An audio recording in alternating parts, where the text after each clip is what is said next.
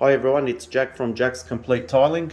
Today I'm going to show you how to waterproof a bathroom or ensuite with a strip drain on top of a cement bedding.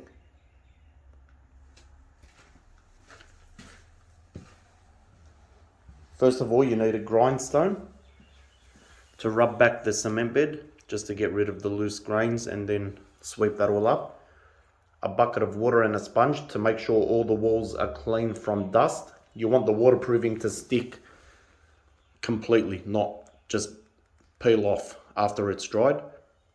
After you wash the walls down, primer to prime the walls and floor, a brush and a roller, neutral cure silicone for all the internal corners, waterproofing, masking tape. I use the masking tape to guide my waterproofing. I don't like it everywhere, I like it finished neat, which I'll show you.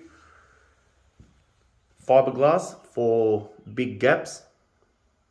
With this waterproofing you don't need fiberglass. It says just use neutral cure silicone for the gaps, but if the gap is big you need a bit of fiberglass.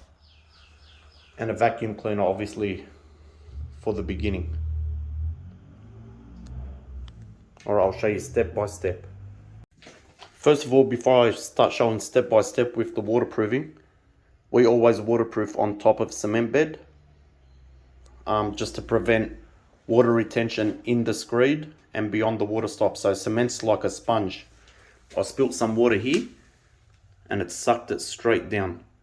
So if you waterproof first with no falls to a drain, you could have water retention in the cement bed and ongoing wet grout. Step 1, get your grindstone and start rubbing your cement bedding, getting rid of all the loose grains right around the perimeter and the main body. Do your whole bathroom floor. Step 2, get a bucket of water with a sponge and wipe down all your walls clean.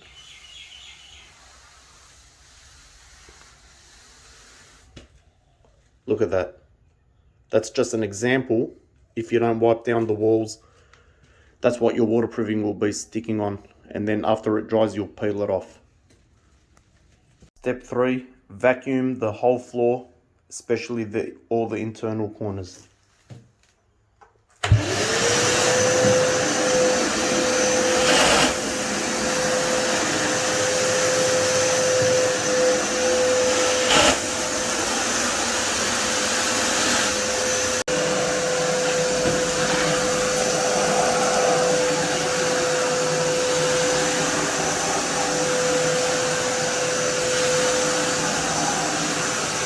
Step 4, prime all your walls and floor, or the areas that need to be waterproofed and tiled. I'll be priming all the walls and the floor because I'm going to be tiling to the ceiling. So just roll it in, start from the bottom and work your way up and down. Just prime all the walls. Now, what the primer does, it bites into the Villa board, like you can see here. It binds any soft particles on the surface, and then the adhesive sticks to the primer like buggery. It'll never come off.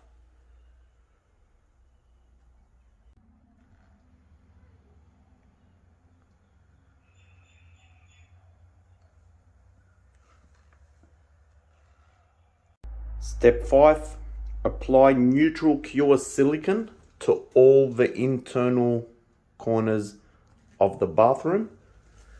So all where the wall meets the floor.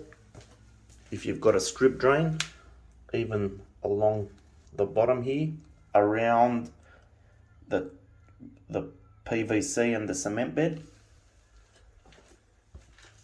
up the wall, internal corners where a sheet meets another sheet, like in an internal corner,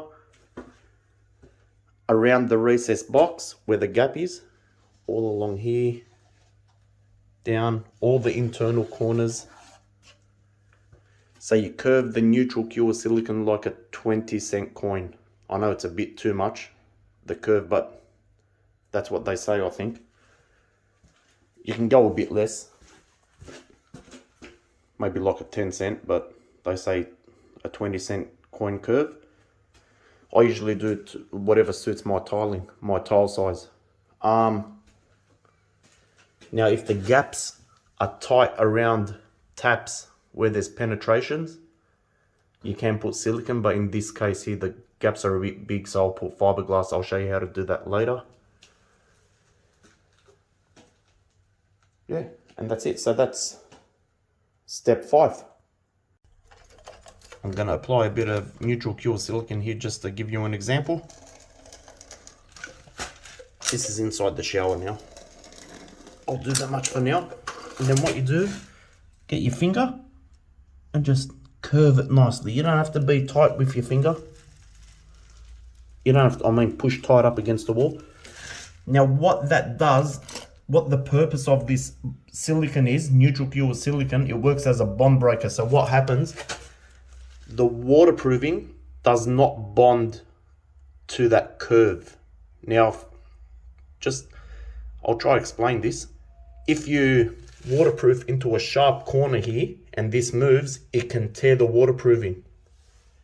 But where there's a bond breaker, because there is a curve, right, and if movement occurs, what happens, the waterproofing will delaminate from the silicone, because the silicone is designed for nothing to stick to it. So obviously the waterproofing won't stick to it, and it gives the waterproofing movement, so you can actually flex and not just tear like from a sharp corner. I hope that's explaining that correctly. I'm just going to quickly show where I've applied the bond breaker, which is the neutral cure silicone. So right around all the internal corners. This is the toilet flange, so around there. 200 up the wall as well.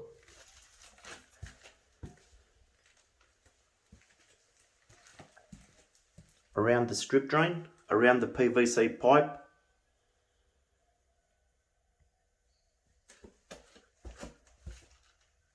Up the wall in the shower. I went all the way to the ceiling. And this side as well. In the recess box. All the internal corners in there. Around the perimeter where the gap was, where the two villa boards meet.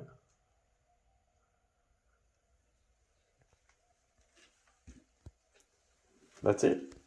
Step 6, seal all the penetrations around the taps, especially the shower. Okay, so what I do, I wrap masking tape right around the tap so I don't paint all over it. I leave a little bit exposed at the back of it so the waterproofing bonds to that part. And after you've wrapped the masking tape, you get a bit of fiberglass, you slit holes in it, cut it on triangles, and then, sorry, I'm trying to do this all one-handed. Push the fiberglass, hold on, let me just, yeah, there you go, you got a better view while I'm using 2 hands. Push the fiberglass over the tap and it covers the hole, and then you waterproof over that. Now this is very, very important, because what happens, even that you've waterproofed the whole bathroom or shower area nice and tight, when you're having a shower, the water can trickle down the wall, especially if this mixer was on the shower head side. The water trickles down the wall, goes behind the cover plate, onto the mixer, and works its way behind the wall and down to the timber studs behind the wall, and it could run out the door, and people think, oh, I've got a waterproofing failure, and they're wondering, why is it leaking? It's impossible. It's because these penetrations aren't completely sealed, and if they're not, get the plumber to fill it with silicone. Very, very, very important. I've gone to homes where they've had shower leaks, and that's all I've done. I've gone and pumped silicone in the taps, and they've never had a leak again. So always keep that in mind. Now I'm up to doing the waterproofing. I've put masking tape to keep my lines nice and clean. That's where I'm actually waterproofing up to. So you can see here, that's the shower. Now this shower is 1 meter from the wall. From this wall, it comes out 1 meter.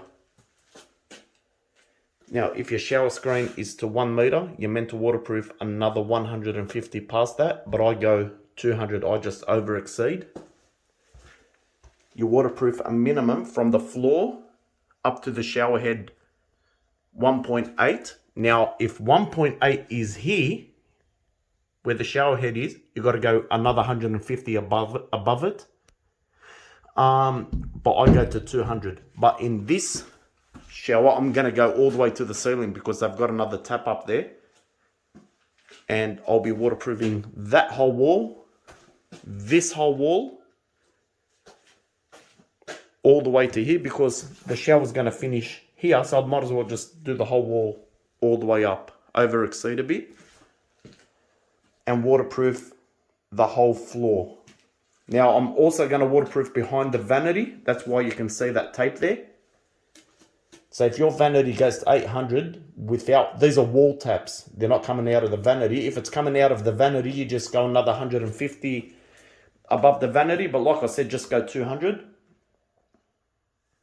But in this situation, the taps are coming out of the wall and I've gone another 200 above it, and I'm just going to waterproof behind the vanity and behind the toilet as well. And 200 up the wall for the rest, from the floor up the wall. And then at the door, I'll do that on my second coat. You put an aluminium angle here. I Sikaflex it onto the face with like a strong adhesive. It'll never come off. And you waterproof up the aluminium angle. So if you flood this bathroom, the water will retain in it. So you put the angle on with Sika all the way to the end, and you waterproof up that angle.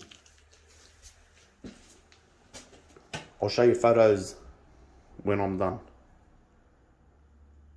So with the waterproofing, just while I'm here at it, all you do is you paint it on like paint, but put it on pretty thick. Not too thick, you just want to achieve about 1 mil thickness off your second coat. So once you do your second coat, you want a total of at least 1 millimeter. They say maybe less for bathrooms like 0.6 or 0.8, but just try to achieve 1, it's perfect.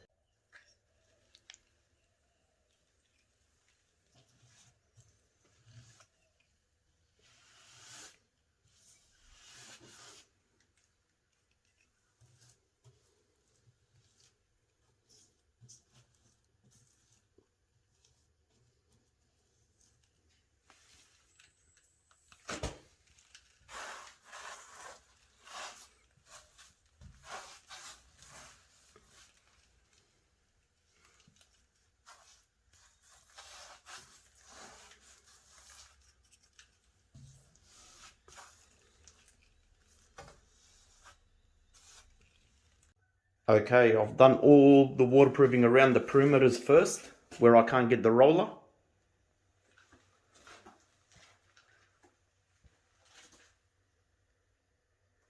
I've sealed all the taps.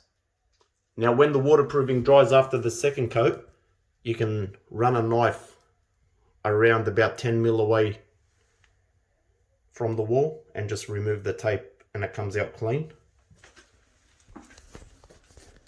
You can see how I had masking tape around there and up the wall. Look how neat it is. It finishes neater and you represent your job better. I get a lot of people saying, oh, why, you're not going to see it.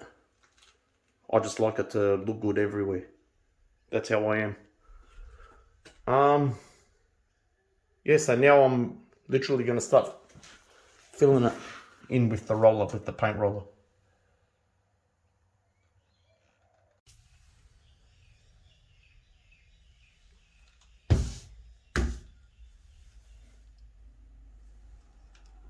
Now when applying the waterproofing, don't think about money at all, apply it. This bit you can't be shy with at all. And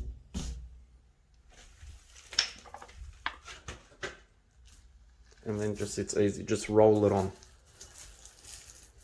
Like I said, you want to apply it thick. Try achieve 1 millimeter after your second coat in total. So it's easy, just roll it on.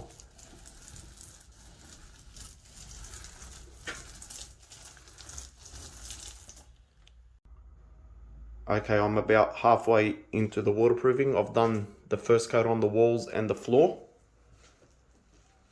along the strip drain and down into the drain as far as I can.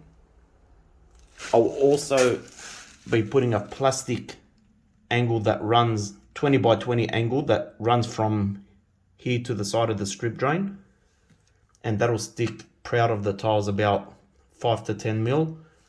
And the shower screen, when the shower screen company comes to install that shower screen, they'll set it straight on top of my angle, so you won't see that angle. And what that does, that stops the water from escaping from the shower through to this way. But that shouldn't happen anyway, because gravity makes the water fall back towards the drain, because this floor is uphill this way and downhill that way, and same up there, it goes uphill towards the wall.